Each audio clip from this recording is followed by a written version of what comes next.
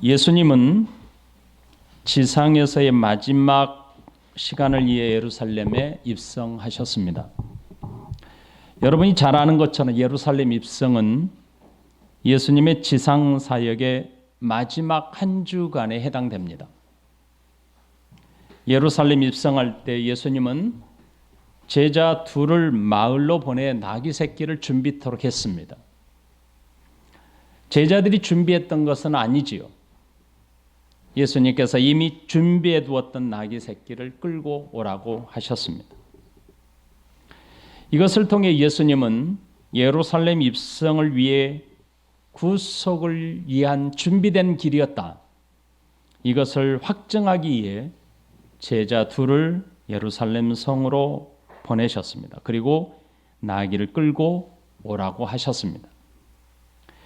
예수님은 예루살렘 입성이 구속을 위한 메시아의 준비된 길이라고 하는 사실을 나귀를 준비하심으로 확정해 주셨습니다.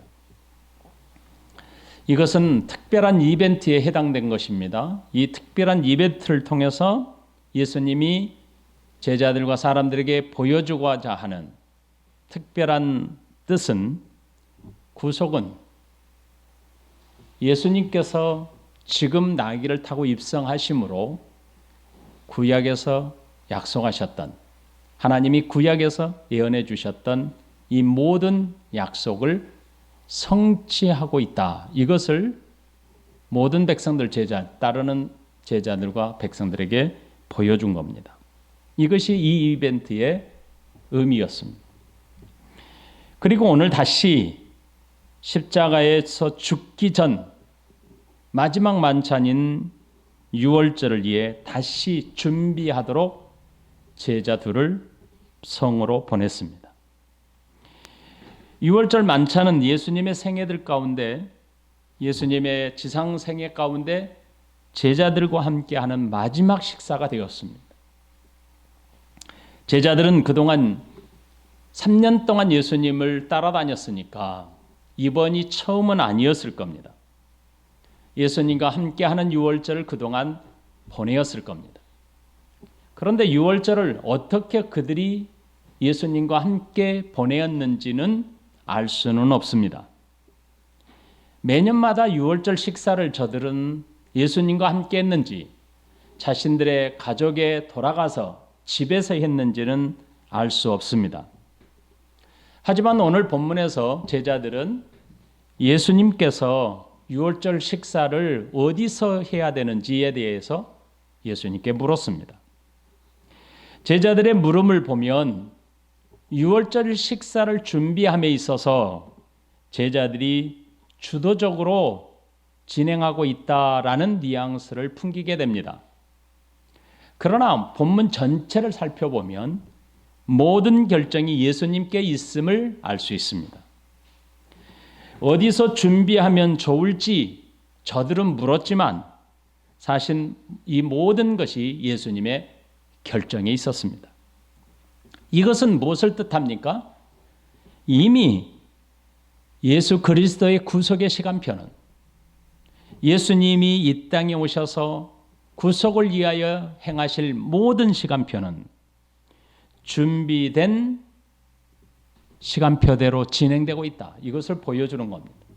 그러니까 유월절 식사도 이미 하나님의 구속의 시간표에 따라 준비되어 있음을 보여주는 겁니다. 예수님께서는 유월절 어린 양의 실체로 이 땅에 오셨습니다. 그리고 성삼위 하나님께서 약속하신 영원전에 계획하신 대로 그 성취하실 시간표에 따라 준비된 길을 걷고 있는 겁니다. 12절 말씀을 우리가 자세히 한번 볼 필요가 있습니다. 무교절의 첫날, 곧 유월절 날 잡는 날에 제자들이 예수께 여짜오되 우리가 어디로 가서 선생님께서 유월절 음식을 잡수시게 준비하기를 원하시나이까 하며, 이 말씀을 자세하게 하나하나 뜯어보셔야 합니다. 무교절 첫날이라고 그랬습니다. 왜 그랬는지는 여러분들이 말씀을 들으면서 해결하세요. 유월절 첫날 걸 유월절 어린 양을 잡는 날입니다. 그게 바로 저들은 유월절 무교절 첫날이라고 했습니다. 그런데 제자들이 예수님께 물었습니다. 우리가 어디로 가서, 선생님은 바로 예수님입니다. 예수님께서 유월절 음식을 드셔야 되는데 예수님이 유월절 음식을 드시는 것을 준비하면 좋겠습니까? 라고 물었습니다. 여러분, 당시 유월절과 무교절은 사실 구약 성경에서는 분명하게 구별되어 있습니다. 유월절 그 다음 날 무교절입니다. 그런데 당시는 유월절과 무교절이 동일한 기간으로 여겨졌습니다. 유월절을 지키게 된 근거는 바로 어디에 있습니까? 출애굽에 있었죠.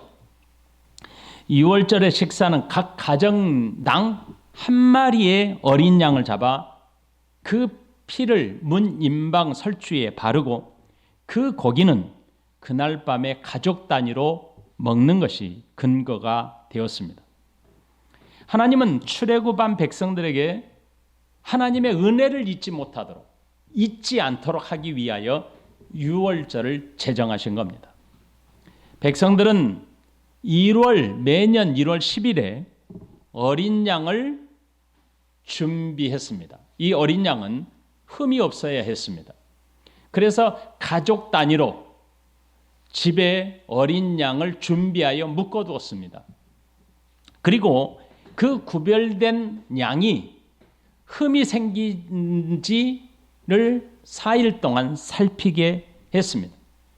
그래서 구별된 양은 그 가족 단위로 매일 어린 양을 살펴야 했습니다. 그리고 4일 후, 다시 말하면 14일 해질 저녁 때쯤에 구별된 어린 양을 잡아 유월절 식사를 하게 됩니다. 그리고 그 다음날 아침부터 무교절이 7일 동안 시작되는 겁니다. 왜 무교절일까요? 그것은 바로 누룩을 쓰지 않는, 집안에 누룩이 배제된 모든 음식을, 누룩으로부터 배제된 빵을 먹는 겁니다. 주식인 빵이니까 발효시키지 못하도록 집안에 누룩과 곰팡이가 있지 않도록 청소하여 7일 동안 지내는 겁니다. 집안 그 어느 곳에도 발효를 위해 사용할 수 있는 누룩을 두어서는 안 됩니다. 집안에 있는 누룩들은 다 버려야 했습니다.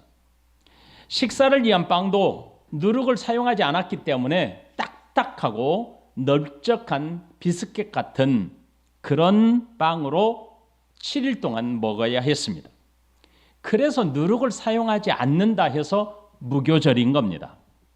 이 무교절은 유월절 어린 양을 잡아 그 밤에 먹고 난 아침부터 7일 동안 지키는 게 바로 무교절입니다. 그러므로 당시 백성들은 유월절 식사, 그러니까 유월절 저녁에 14일 지나고 4일이 지난 그 저녁에 유월절 양을 잡아서 식사하는 유월절 식사를 그들은 무교절 첫날로 부르는 겁니다. 그래서 오늘 성경에 무교절 첫날 이렇게 표현한 것은 바로 유월절 시간을 계산하는 유대식 시간 계산법에 따라서 그렇게 부른 겁니다. 당시 절기의 시간표와 예수님의 마지막 한 주간의 시간표를 견주어 비교해서 보면 참 의미 있는 시간표가 우리에게 주어집니다. 여러분, 1월 10일 어린 양을 구별하는 날이라고 그랬죠. 한 마리 가족 단위로 어린 양을 구별하는 날이 1월 10일입니다. 그러면 유월절 어린 양은 4일 후 14일 저녁 해질 즈음에 그 양을 구별된 양을 잡아서 유월절 식사를 하게 됩니다. 그리고 무교절 첫날이 시작될 때 예수님이 붙들리고 십자가에 죽임을 당합니다. 그리고 3일 말에 초실절에 예수님이 부활하게 되는데 잘 보시면 1월 10일 날짜를 계산하면 1월 10일 날 어린 양이 구별되는 그날에 예수님은 예루살렘 입성을 하십니다. 그리고 14일 날 저녁에 어린 양을 잡아 유월절 식사하시는 그 시간에 예수님은 제자들과 마지막 만찬을 하십니다. 그리고 무교절이 시작하는 그 다음 날 예수님은 새벽에 붙들림 받고 그리고 그날 십자가에 죽으십니다. 그리고 안식일 날, 안식일이 지나고 난 바로 그날이 바로 초실절인데 바로 초실절에 예수님이 부활하신 겁니다. 이게 바로 구약의 절기와 예수님이 마지막 한 주간의 여정을 견주어 볼 때 의미 있는 시간표였던 겁니다. 제자들은 유월절 식사를 어디서 준비하면 좋을지 예수님께 물었습니다. 여러분, 제자들이 예수님께 유월절 식사를 위해 어디로 가야 하는지를 물었다는 것은 대단히 좀 의아한 게 여겨졌어요. 제자들 입장에서 유월절이 다가오게 되면 미리 식사를 준비하는 것이 옳지 않습니까? 왜냐하면 저들은 1월 10일 날 미리 잡을 양을 준비했고 여러 가지 음식들을 다 준비해야 됐으니까 제자들 입장에서 예수님이 유월절 식사를 위해서 제자들 입장에서는 미리 준비하는 것이 옳았습니다. 그러나 당일이 될 때까지 유월절 식사가 당일이 저녁이 이루어져야 되는데도 아직도 저들은 준비하지 못했다는 겁니다. 그만큼 제자들은 어떤 큰 어려움이나 시간적 급박함에 처해 있다는 것을 보여주기도 합니다. 아마도 예수님께서 예루살렘 입성 이후에 많은 사역들을 진행했잖아요. 그러니까 그 많은 사역들을 진행함에 있어서 제자들이 거기까지 생각할 수 없었다고 할 수 있습니다.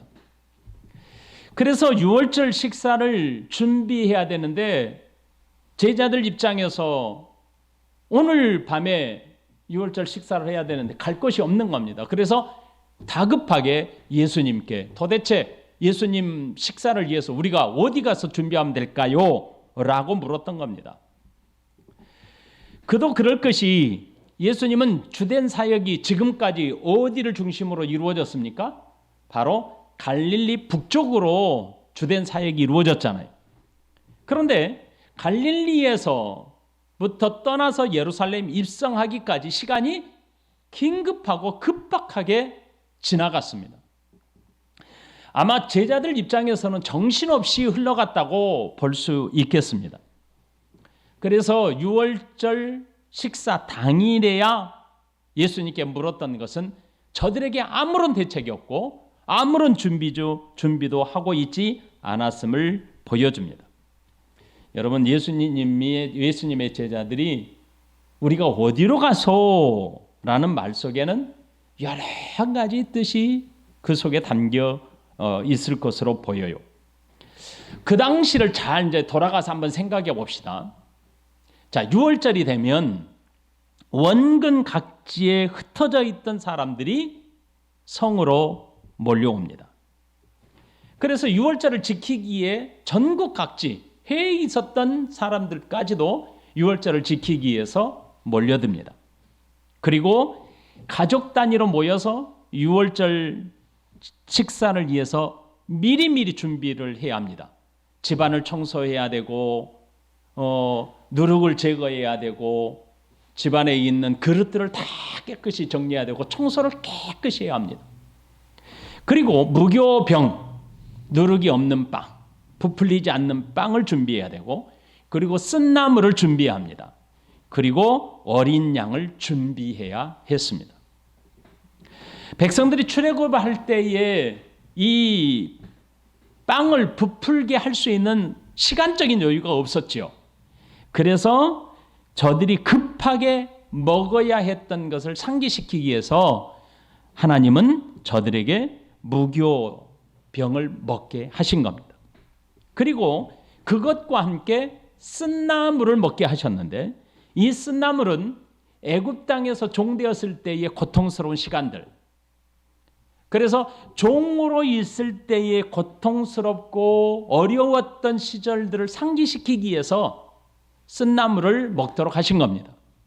그리고 어린 양의 고기를 함께 먹게 하신 것은 어린 양의 피로 우리가 죽지 않고 살 수 있었다라는 것을 기억하도록 하기 위한 것입니다. 이 유월절은 바로 이런 신앙적 고백이 담겨져 있는 겁니다. 그런데 이 모든 것은 다 가족 단위로 이루어진 것입니다.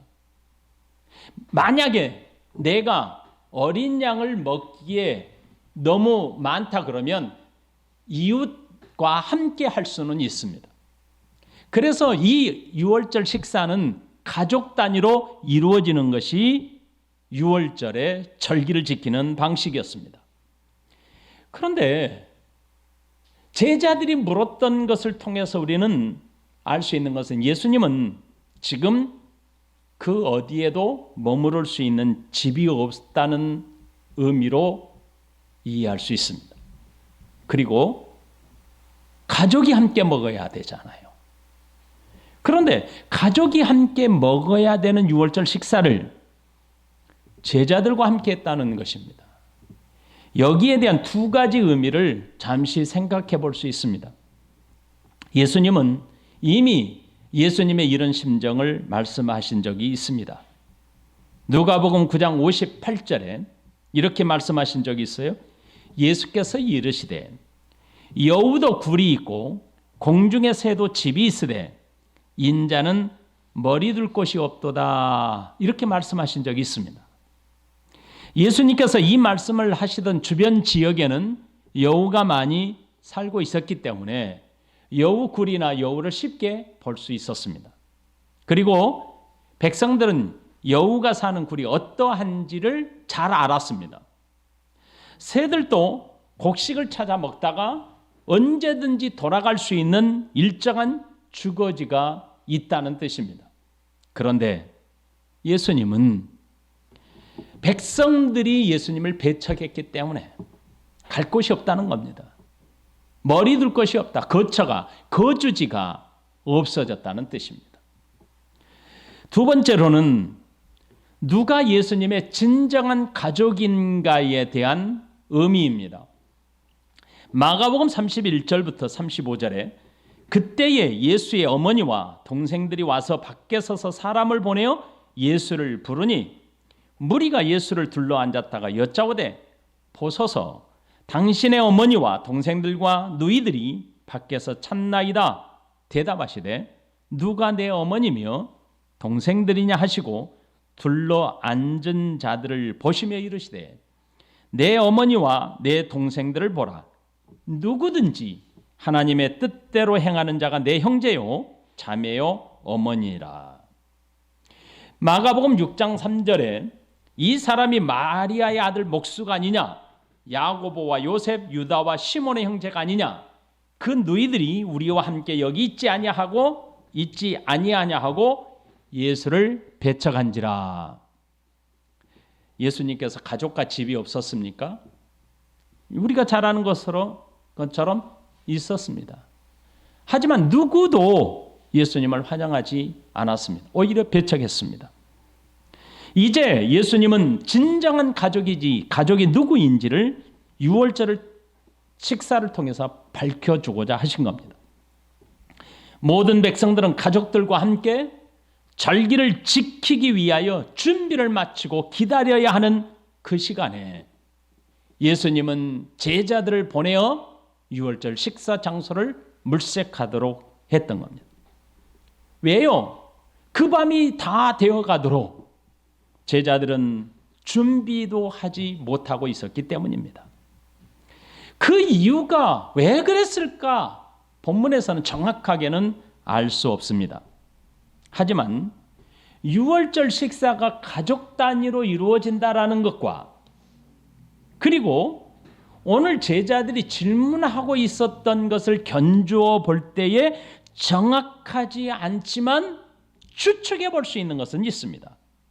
자, 12절 다시 한번 제가 읽어드릴게요. 무교절의 첫날 곧 유월절 양 잡는 날에 제자들이 예수께 여짜오되 우리가 어디로 가서 선생님께서 유월절 음식을 잡수시게 준비하기를 원하시나이까 하며 제자들의 질문은 이런 의미입니다. 예수님, 우리가 유월절 절기를 위해서 어디서 예수님을 위하여 준비하면 좋을까요? 예수님께서 지금 유월절 음식을 드셔야만 하잖아요. 라는 뉘앙스입니다. 제자들은 지금 자신들을 포함하지 않습니다. 우리가 준비해서 유월절 음식을 예수님께서 잡수셔야 합니다. 이런 의미입니다. 우리가 함께 예수님과 함께 유월절 식사를 해야 합니다. 이런 의미가 아닙니다. 본문에서 보면. 유월절 음식을 우리가 준비해 드려서 예수님이 유월절 식사를 하시게 해드릴까요? 이런 뜻입니다. 자, 유월절이 다가오지만 제자들은 아무것도 준비하고 있지 않았지요. 아까 말씀을 드린 것은 당시 하나님의 백성들은 유월절은 반드시 가족들과 함께 식사를 해야 합니다. 가족 단위로 식사를 해야 합니다. 그런데 지금 제자들의 질문 속에는 예수님께 식사를 준비하고 제자들은 다른 생각을 하고 있는 것처럼 느껴져요. 자신들은 돌아갈 집이 있지요. 자신들은 가족이 있었기 때문이 아닐까 싶어요. 그런데 예수님은 이렇게 말씀하셔요. 14절에 내가 내 제자들과 함께 유월절 음식을 먹을 나의 객실이 어디 있느냐 물어라 이렇게 말씀하십니다. 제자들은 당일까지 유월절 식사를 위해 준비해야 할 것을 아무것도 준비하지 않고 있었습니다. 당연한 것 아닐까요? 여러분, 우리가 잘 생각해 보세요. 우리가 지금 유월절 절기에 가족 단위로 반드시 지켜야만 한다면 아무리 제자들이 긴급하게 예수님을 따라다니면서 했지만 유월절은 어디 가서 지켜야 하잖아요. 그런데 당일에 준비할 것은 아무것도 없잖아요. 어떻게 당일에 다 준비합니까? 아까 말한 것처럼 어린 양을 준비해야죠. 쓴나물을 준비해야죠. 무교병을 준비해야죠. 그런데 그날 당일에 지금 저녁이 가까이 오는데 준비할 시간이 어디 있습니까? 아무것도 준비하지 못한 상태에서 지금 가서 들어갈 장소도 없습니다. 어디 가서 이 난리통에 온 백성 전국 각지에서 다 몰려와가지고 지금 성 안에서 다 장소를 다 차지하고 있는데 가족 단위로 다 준비해놨는데 그리고 외부에서 와서 장소를 좀 여기서 유월절을 우리가 지켜야 되겠소. 그러면 성 안에 있는 사람들은 다 자기 집을 내어줘야 합니다. 빈방이 있으면. 그런데 지금 유월절은 한두 사람이 모인 게 아니에요. 전국 각지 외국에 있는 모든 유대인들은 다 몰려서 유월절 식사를 위해서 다 준비해야. 그런데 당일까지 준비하지 않았던 것은 문제가 있는 거죠. 분명히 문제가 있는 것입니다. 그런데 제자들의 말이 재밌잖아요. 선생님이 드실 식사를 어디 가서 준비해야죠? 이렇게 묻는다는 것은 저는 이해가 안 됐습니다. 이해가. 여러분들은 이해가 되십니까? 잘 이해가 되세요? 당일에 와서야. 이것은 뭔가 제자들에게 생각이 있었던 거예요. 어떤 생각? 자신들은 가족이 있고 가서 참여할 수 있는 가족 단위로 돌아가서 참여할 수 있는 유월절 식사를 가족들이 준비해 놨으니까 자기는 가면 되는데 예수님 식사를 위해서 우리가 어떻게 준비할까? 이것이 지금 자신들에게 최고의 고민 아니었겠습니까? 당일에 와서 아무것도 준비하지 않았던 제자들이 부랴부랴 예수님을 위해서 준비하고 드려야 될 것 같아서 저들이 아마 마지못해서 질문한 것 아니겠나 이렇게 저는 이해를 했습니다. 예수님은 지상사역의 마지막 여정인 죽음을 하루 앞둔 상황입니다. 그런데도 그 누구도 예수님을 가족으로 여기지 않았습니다. 예를 들어서 베드로가 우리 집으로 갑시다. 가족 단위로 모였다면 예수님 혼자니까 우리 집으로 갑시다. 아니면 12제자 중 그 누구도 나서서 우리 집으로 갑시다. 우리 집 가서서 유월절 식사를 하십시다. 이렇게 말해야 당연한 것 아닙니까, 여러분? 예수님을 위해서 어디로 가야 합니까, 지금 당일에? 빈 방이 없습니다, 여러분. 전 세계 각지에서 다 몰려왔어요, 지금. 성 안에 지금 거의 비어있지 않아요. 여러분, 예수님 탄생하실 때 생각해 보세요.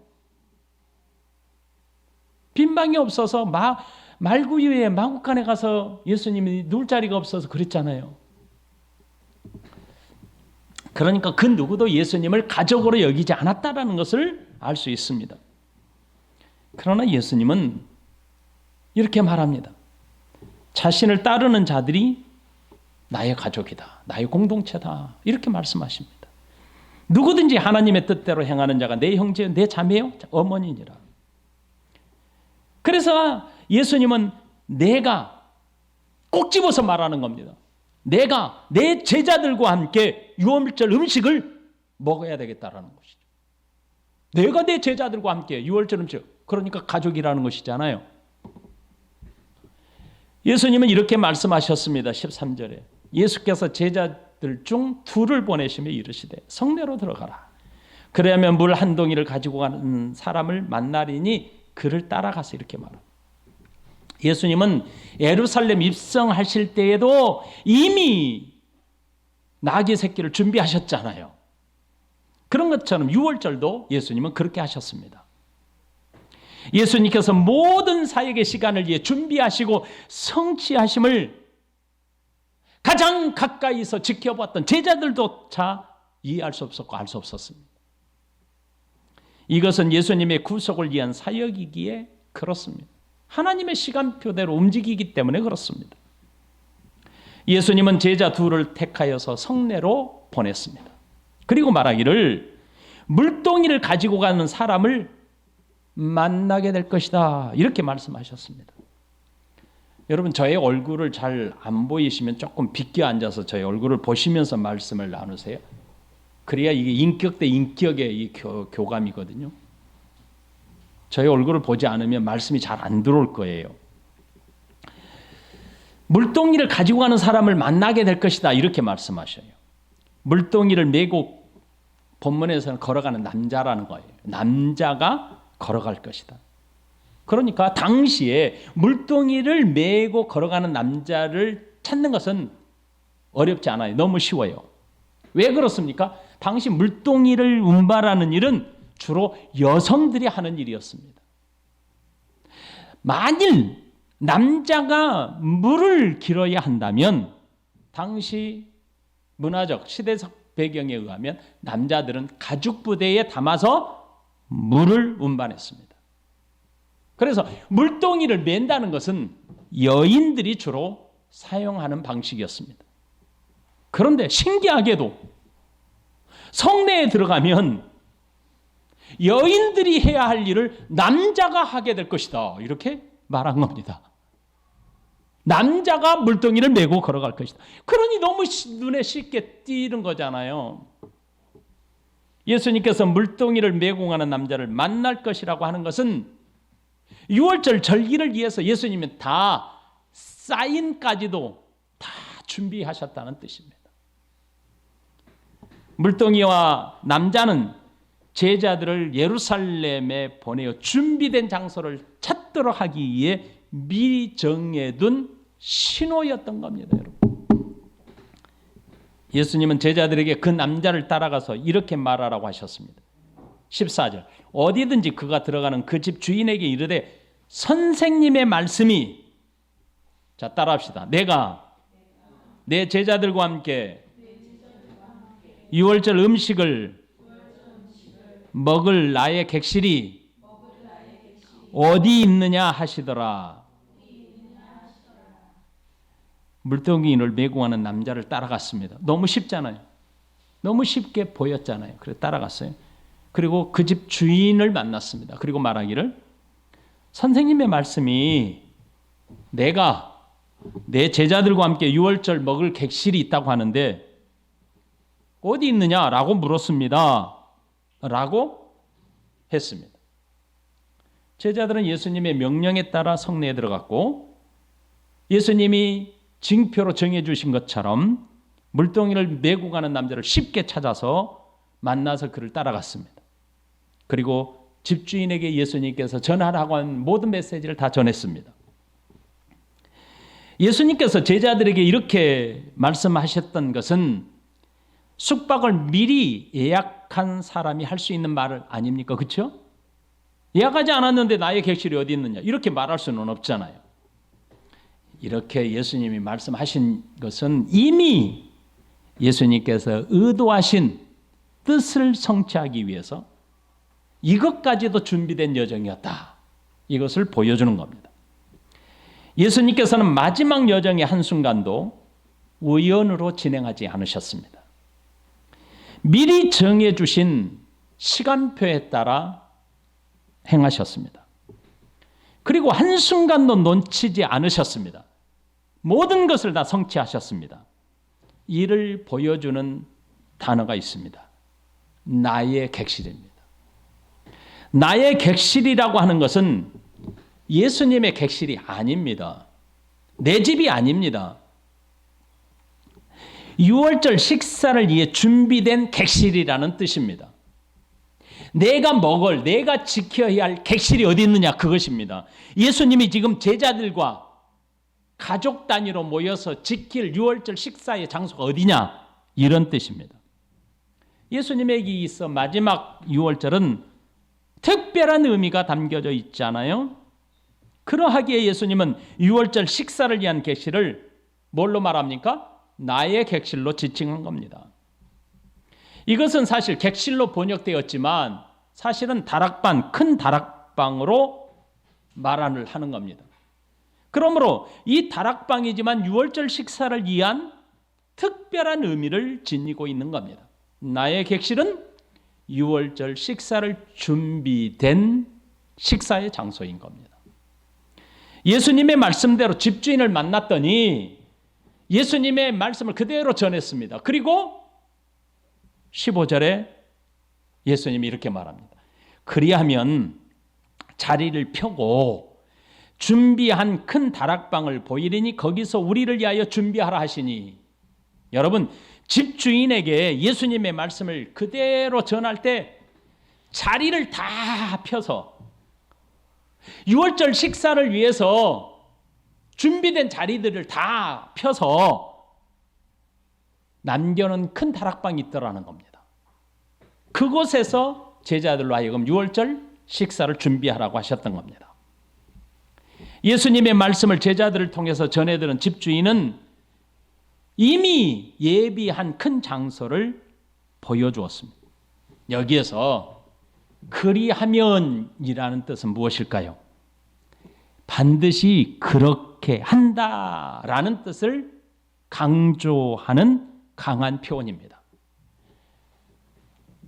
제자들에게 성으로 보내면서 이렇게 전하라라고 하면 그 집주인은 반드시 내가 말한 대로 행할 것이다 라는 강한 의지를 담겨져 있는 표현입니다. 유월절 식사를 위해 필요한 모든 것을 준비한 다락방이라는 뜻입니다. 그 다락방은 제자들과 함께 참여할 만큼의 큰 공간이 준비되어 있습니다. 16절에 제자들이 나가 성내로 들어가서 예수께서 하시던 말씀대로 만나 유월절 음식을 준비하니라. 예수님께서 말씀하신 대로 제자들은 성내로 들어갔습니다. 그리고 물동이를 메고 가는 남자를 따라가서 집주인에게 그대로 보였습니다. 그랬더니 집주인은 예수님의 말씀대로 준비된 큰 다락방을 보여주었습니다. 그리고 제자들은 유월절 식사를 위해서 그곳을 준비했습니다. 본절에서 예수님의 말씀대로, 예수님께서 하시던 말씀대로라고 하는 뜻은 정확하게 이 모든 것이 일치되었다. 정확하게 이 모든 것이 말씀대로 이루어졌다. 그런 뜻입니다. 제자들은 유월절 식사를 위해서 어린 양과 무교병, 쓴나물과 포도주를 준비했을 것입니다. 여기서 이제 말씀을 맺겠습니다. 도전 몇 가지만 하지요. 여러분, 저를 보세요. 여러분은 부족한 것이 있습니까? 내가 참 많이 부족하다라고 느낀 적 있습니까? 그래서 하나님께 감사드리기가 참 어려웠습니까?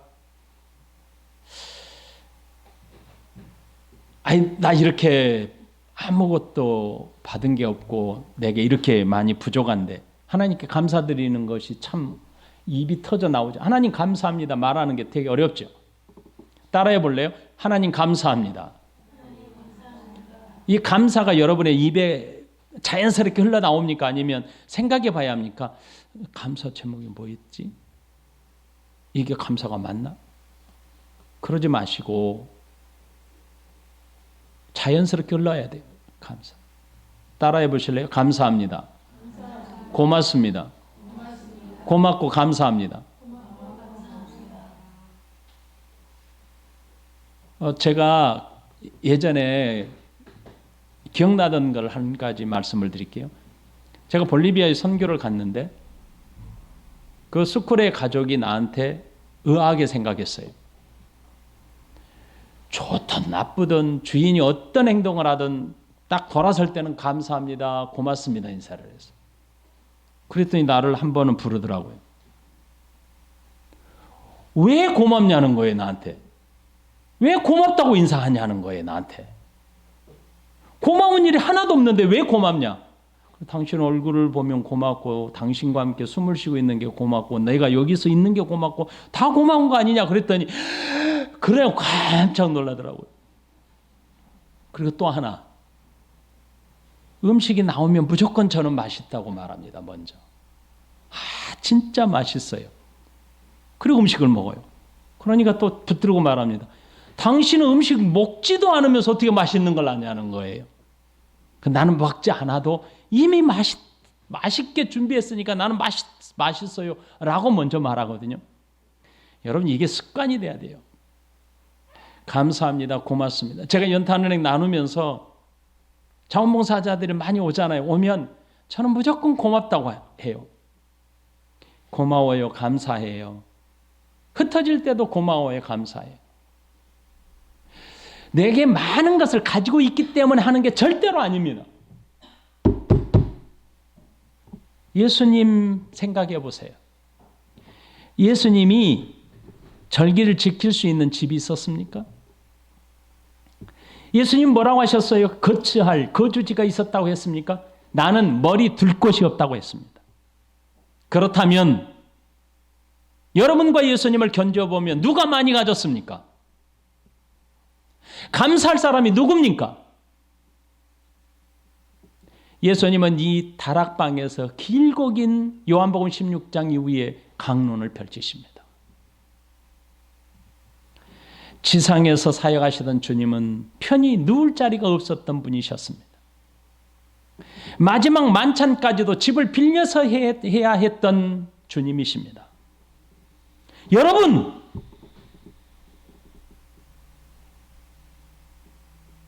불평하려면 예수님을 생각하십시오.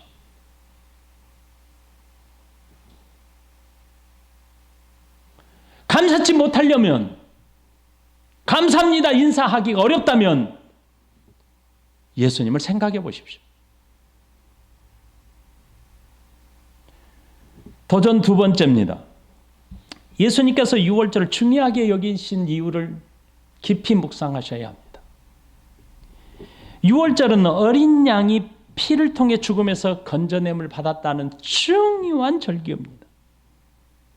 예수님께서 우리의 죄를 위해 십자가에서 죽으심으로 우리가 구원받았음을 반드시 기억해야 합니다. 내가 구원받으면 그냥 되는 게 아닙니다.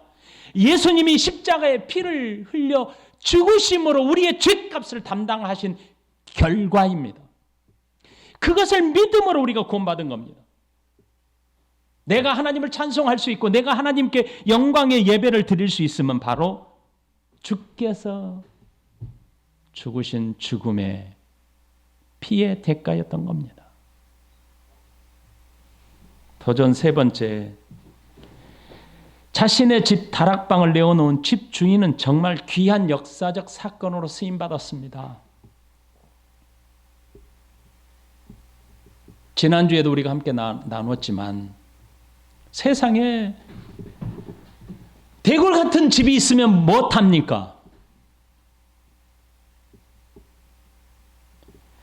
세상에서 누구도 할 수 없는 일을 행하게 되는 다락방의 주인을 생각해 보십시오. 평소에 이런 마음이 없으면 절대로 안 되는 일입니다. 어떻게 내 욕심, 내 가족, 나만을 이기적인 생각을 한 사람이 어떻게 내어놓을 수 있겠습니까? 평소에 그런 마음이 없는 자들은 결코 할 수 없는 일입니다. 그런데 놀랍게도 내가 내어놓았던 그것이 하나님의 나라를 위하여 귀하고 복된 역사적 사건의 중요한 장소가 되었던 겁니다. 우리 모두도 그렇게 쓰임받을 수 있습니다. 내가 그것을 팔아서 뭐 했습니까? 하룻밤 빌려주지 않았습니까? 하룻밤 내어놓지 않았습니까? 내게 있는 모든 것을 다 내 바치라고 했습니까? 예수님이? 아니지 않습니까? 하룻밤 빌려준 건데 그것이 하나님의 나라의 구속사적 중요한 역사적 사건의 장소가 되었다는 것을 잊지 마십시오. 우리도 이렇게 사용받아야 합니다. 도전 네 번째, 누가 예수님의 가족입니까? 예수님의 보혈과 예수님의 구속사, 이것을 믿는 자들이 예수님의 가족입니다. 당시의 백성들은 혈통을 대단히 중요했습니다. 우리 한국 사람들도 마찬가지죠. 혈통적 가족이 대단히 중요했죠. 그런데 예수님은 선언하신 겁니다. 예수 그리스도의 보혈의 피로 구속받은 백성들이야말로 하나님의 나라의 한 가족임을 선언하신 겁니다. 내가 예수 그리스도의 보혈로 구원받은 하나님의 백성이며 하나님의 자녀입니다. 그래서 우리는 예수 그리스도 안에 있는 하나님의 나라 백성이며 하나님의 자녀요 가족인 겁니다. 우리 같이 찬양하십시다.